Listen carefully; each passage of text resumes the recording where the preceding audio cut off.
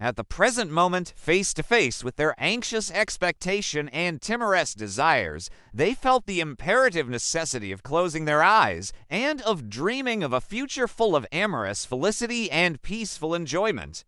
Therry's Rockween lunch with Laura the following day was on her schedule. It was amazing how much of a difference seeing Lawrence made, and not simply in the ways she would have expected. As much as she'd wanted to avoid getting together with Laura before, now the added secret made their meeting almost deliriously exciting. She found it a wonderful new thrill to keep so vast a secret from her friend. Laura's natural inquisitiveness only made it that much more of a challenge. "I'm happy we did this," she said, nodding meaningfully. "Me too," Sarah answered. She realized she almost meant it.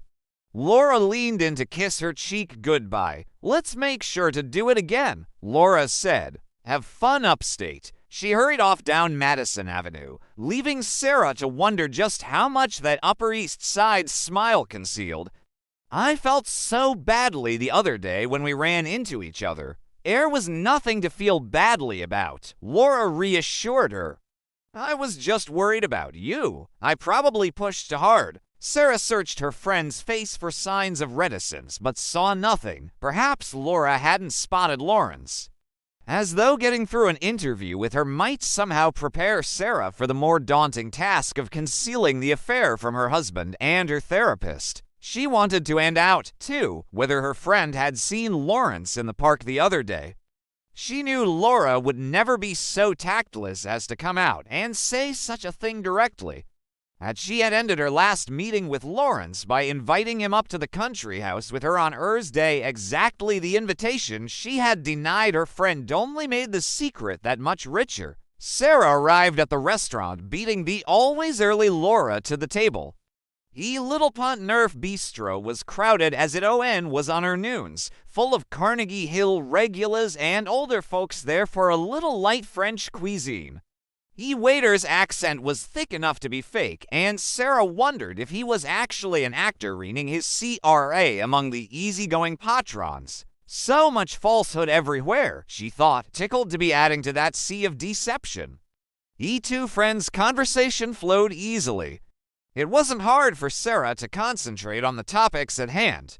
Her mission to conceal her affair from Laura made her genuinely eager to talk about whatever Laura wanted. For an hour they gossiped, planned and scheduled in the Ogesict and way they'd once been accustomed to, Laura seemingly all too happy to have her old Sarah back. Even the superficiality of their high society doings felt to Sarah in hiding something behind them. It was as if she was now able to use them for their real purpose. Laura arrived perfectly put together as usual, decked out in high boots and a gorgeous new autumn coat, a form-ting white number with a thick fur collar and a tight belt.